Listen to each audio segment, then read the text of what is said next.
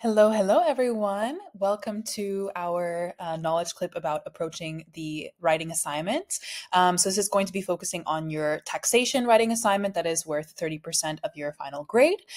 So we're first going to just have a quick look through the assignment, also the two sections that you have to do, or one of them that you have to do and the other that is optional, which I would also highly recommend doing.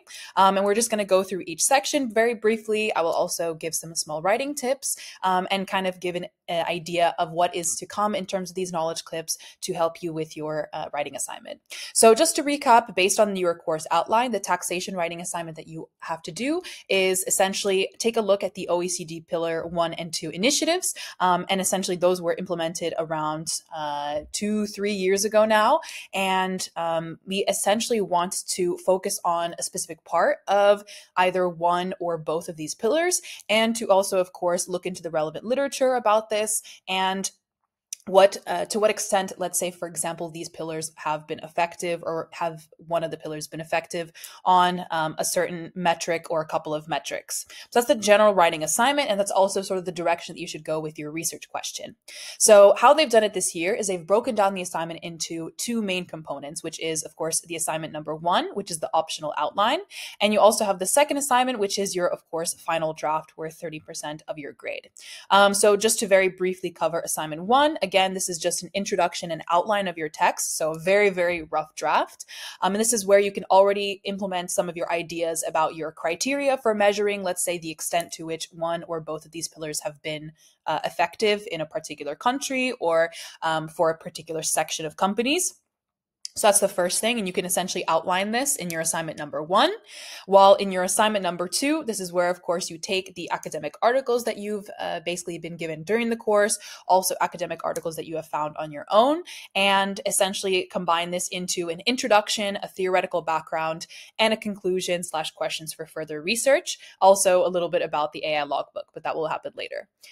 So firstly, starting off with your introduction, I would recommend the introduction is somewhere between around 200-400 words. Since you are given 2,000 words this year rather than 3,000, how it's been in the past years, you need to be a little bit more concise and careful about exactly where you are wanting to allocate your words.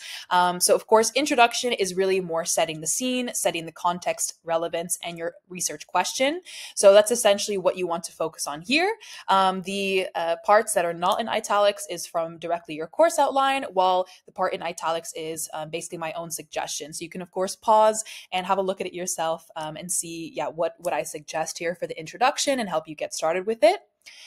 So of course, that's your introduction, a little bit of a brief setting the context, and of course, establishing your research question, which is going to be the main focus of your paper.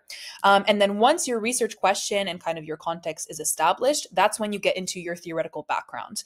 Now this year, they have sort of combined the theoretical background and analysis sections a bit. Previously, they were 4 separate sections, but again, shorter word count means just theoretical background in this case.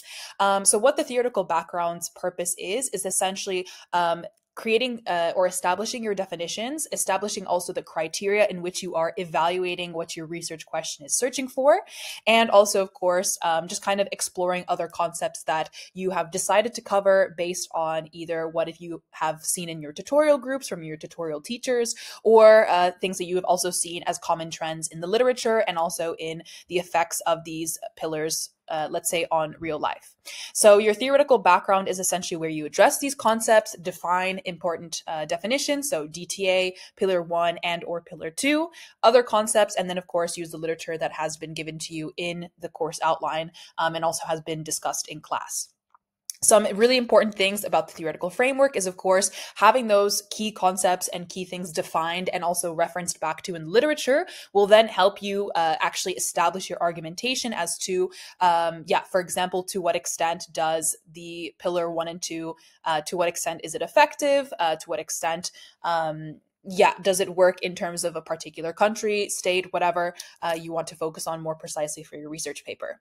So that's your theoretical background, and this is also where you're using the literature to sort of explore the extent to which your research question is valid. And then lastly, you have your conclusion. So the conclusion I would recommend is around 600 to 800 words. It's probably a little bit longer this time because they've sort of mixed in the analysis with both the theoretical framework and the conclusion. But the conclusion will be a little bit longer this time than, let's say, a typical conclusion. And this is, again, what is your conclusion based on your research? So really based on what you have searched in your theoretical background, which is definitely the biggest part of your paper. Then what do you conclude from this? How can you answer your research question now? And also sort of the sub-answers or subsections in terms of the criteria that you have used or the concepts and definitions you have referred to. And then, of course, as usual in a conclusion, you should also discuss the limitations of your research and also relevant options or relevant research questions for someone else to look into in the future. So that's also part of your conclusion. That's also a really crucial part that you should also include in your paper as well. So as you can see, there's not really a proper analysis section, but it's mainly because, in your theoretical background, you're really developing the kind of analysis of your research question, while in your conclusion, you also are then giving sort of a final answer on the extent to which your research question is true, is false, or essentially, depending on how you've worded it, you will have an answer there. So that's kind of the conclusion, that part. Then one thing that is really different this year that they have not had in any of the past years is, of course, the AI help in this case. So, of course, we're going to look into this a little bit more in the next knowledge clips in terms of how can you use AI to help you with your introduction, your theoretical background, and also your conclusion. But it is obviously important that you do include this in your paper as well at the end in terms of your logbook. One thing that is really, really, really important to stress, and I will very highly stress this, is that you cannot copy and paste the output that you've received from AI directly into your paper. So please do not fall into this trap where you just copy and paste it without paraphrasing, without taking concepts, taking some out, putting some in of your own idea and your own findings based on the literature. So please be smart about this. As I mentioned, the assignment is 2,000 words, so a little bit shorter than previous years. Again, use academic sources, at least 6. So if you just use the ones at least that they have given you in the course, you should already be set with at least 4 to 6 academic sources. But I would also recommend going beyond, using Google Scholar and looking for more.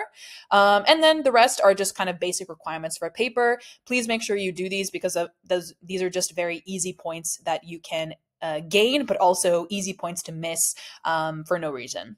So my overall tips when it comes to the assignment to kind of get started is to, of course, start now. I know you have your first deadline for assignment number 1, I believe, on the 13th. So I would really recommend doing the assignment or at least making your outline. Just benefit from the free feedback from your tutorial teachers. I think it would make complete sense to do that. So I would definitely start now with your literature search, start now using, of course, your AI to sort of go back and forth sort of as well. Be a bit more specific with your research question, use AI for that, use the literature for that, and isolate those key terms. You can use Google Scholar, and again, you can also use AI sources as well.